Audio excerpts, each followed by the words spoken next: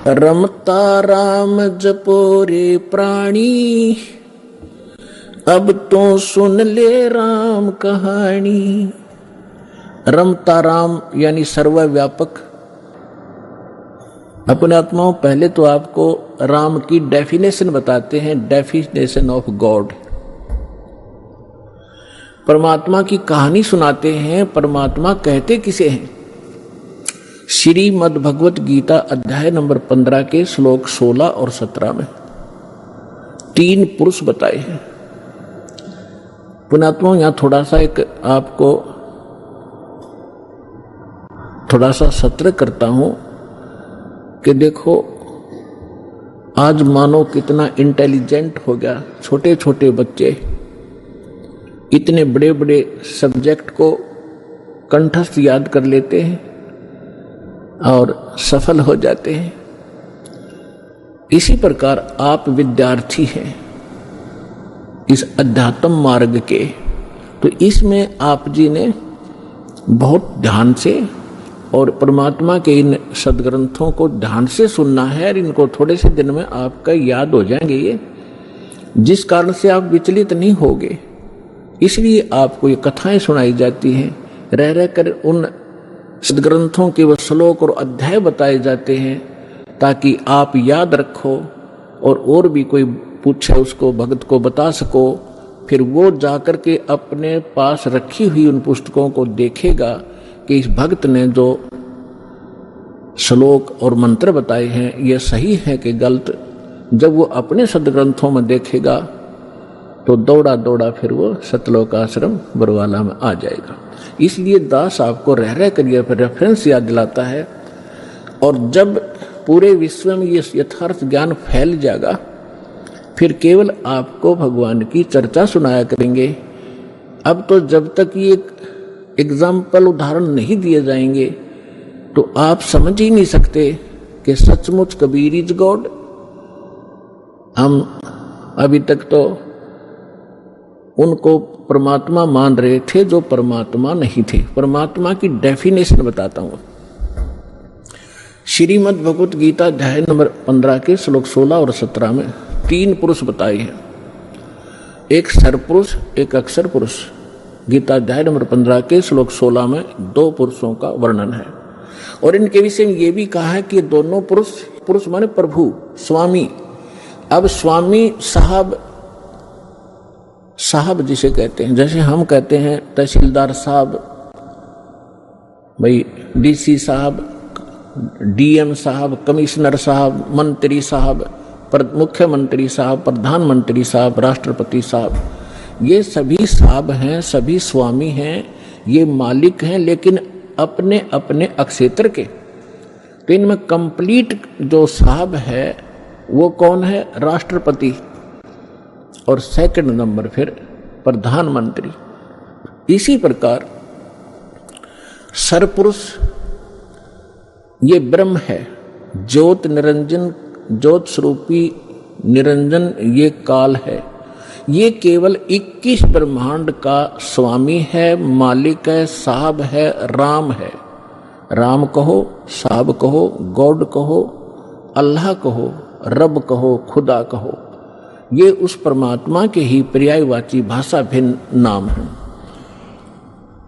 तो ये इन दोनों के विषय में कहा 15वें अध्याय के 16वें श्लोक में श्रीमद् भगवत गीता में कि सरपुरुष और अक्षर पुरुष इस पृथ्वी वाले लोक में ये 2 पुरुष हैं और इनके अंतर्गत जितने प्राणी आते हैं 21 ब्रह्मांड तो हैं ब्रह्म के और 7 शंख ब्रह्मांड, नील, पद्म, शंख, ये काउंटिंग है गणित रीति से। 7 शंख ब्रह्मांड का स्वामी है अक्षर पुरुष।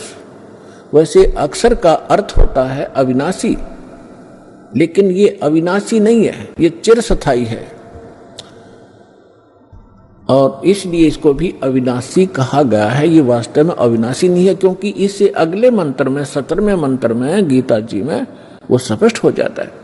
इसमें क्या बताया कि सरपुरुष और अक्षर पुरुष तथा इनके अंतर्गत जितने प्राणी शरीरधारी हैं ये सभी नाशवान हैं, इंक्लूडिंग सरपुरुष और अक्षर पुरुष। फिर बताया है, लेकिन जीव आत्मा किसी की नहीं मरती। फिर गीता अध्याय नंबर 15 के श्लोक 17 में कहा है कि उत्तम पुरुष है तू अन्य, उत्तम पुरुष है तू अन्य। उत्तम माने श्रेष्ठ, पुरुष माने परमात्मा। वो श्रेष्ठ परमात्मा तो इन ऊपर वालों से कोई भिन्न है। और परमात्मा क्यों धारते? जिसको परमात्मा कहा जाता है, जिसको परमात्मा कहा जाता है उस परमात्मा, वैसे परमात्मा शब्द श्रेष्ठ आत्मा को कहते हैं। तो परमात्मा वो है जो केवल सुख देता है, दुख नहीं देता। बाकी हम अन्य को भी परमात्मा मान बैठे, जैसे सरपुरुष काल को भी हम परमात्मा कहा करते, ब्रह्म को। ये परमात्मा नहीं है। जिस लोक में आप रह रहे हो ये लोक परमात्मा का नहीं हो सकता। किसी का बेटा मर गया, किसी की बेटी मर गई, किसी की कैंसर होगी, किसी की टांग कट गई, किसी के हाथ कट गए, कोई अन्य रोग से पीड़ित है, हाहाकार मचा हुआ है, एक्सीडेंट में मर जाते हैं, फ्लड आ जाती है, अक्षेत्र का क्षेत्र तबाह हो जाता है। यह परमात्मा का लोक नहीं हो सकता। और अक्सर पुरुष के लोक में भी यही स्थिति है। वहां भी जन्म और मृत्यु, इसी प्रकार के रोग, कष्ट, दुख सभी मान। केवल एक सतलोक है, परम अक्षर ब्रह्म, उस पुरुष वो सतलोक है जहां दुख नाम की वस्तु नहीं, वह जन्म, वहां मृत्यु नहीं, वृद्धावस्था नहीं और किसी चीज का अभाव नहीं। वहां कोई काम नहीं करना पड़ता आपको, कोई टेंशन नहीं, क्योंकि भरा भंडार भगवान का। अब जैसे ये सतलोक आश्रम वाला, ये मिनी सतलोक समझ लेना, उसकी रिहर्सल है, उसका एक सैंपल समझो। ये जैसे आप जी यहां आते हो, यहां आपको कोई टेंशन नहीं, खाने की, रुकने की, नहाने और धोने की। और सारा दिन आप तो एक हफ्ता रुकते हो, 4 दिन रुकते हो, 10 दिन रुकते हो, बना बना भोजन मिलता है, बिछे बिछाए मैट मिलते हैं, ऊपर पंखे चल रहे होते हैं, नहाओ धो, भगवान का भजन करो, चाहे 10 दिन रुको, आपको कोई टेंशन ही नहीं। और ये सतलोक के अंदर ये सुविधा उपलब्ध है।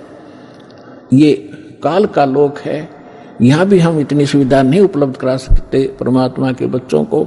फिर भी हमारा जितना सामर्थ्य है कोशिश खूब करते हैं, क्योंकि सतलोक आश्रम वाला में आम आत्मा नहीं आ सकती। परमात्मा की विशेष लाडली आत्मा ही पहुंच पाती है, भले ही वो दुखी है चाहे सुखी है, फिर यहाँ सुखी करेगा उनको। इसलिए हम संभव कोशिश करते हैं इनको कोई कष्ट ना हो। हम तो दास हैं उस परम पिता के, और आप उस भगवान के समर्थ के बच्चे, आपके लिए हम फिर भी संभव कोशिश करते हैं जितनी हमारा सामर्थ्य है कि किसी प्रकार का इनको कोई कष्ट ना हो। तो कहने का तात्पर्य है कि जितना समय आप यहां बिताओगे, ये आपका समय और ही तरह का होता है। यहां से जाते ही आप देखना, आश्रम से निकलते ही आपको कितनी टेंशन घेर लेती है, वो करना है, वो करना है, वहां जाना है, उससे लेना, उससे देना, उसने ऐसे कर दिया।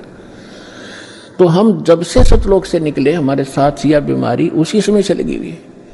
अब हमने वही जाना है जहां कोई अभाव नहीं, वहां फलदार सदाबहार वृक्ष हैं, सदाबहार मेवे हैं। जैसे जंगल में आपने देखा होगा शामक खड़ा रहता है, पहले पुराने समय में तो बहुत ज्यादा फलदार वृक्ष होते थे। कहीं पर कुछ लग रहा है, कहीं पर कुछ फल लगे हुए हैं, खाओ तोड़ो खाओ बैठ के ठाट से। तो वहां सतलोक के अंदर आपको कोई काम नहीं है और सब चीज उपलब्ध है। तो कहने का भाव यह है कि वो सतलोक है उस परम पिता परमात्मा का, और वो भगवान परमात्मा है। अब यहां बताया है, रमता राम जपोरे प्राणी, अब तो सुन ले राम कहानी। अब हम राम शब्द से कहां हम अपने दिमाग की सुई ले जाते थे। श्री रामचंद्र जी सन ऑफ राजा दशरथ, अयोध्या का राजा। हम जब राम शब्द हमारे हृदय में आता था, हमारे धर्म गुरुओं ने हमें ऐसा गलत फीड कर दिया था कि राम नाम आते ही वो धनुष बाण लिए हुए श्री रामचंद्र दिखाई देते थे। देखो, अब राम समझना हमने राम की डेफिनेशन समझनी है।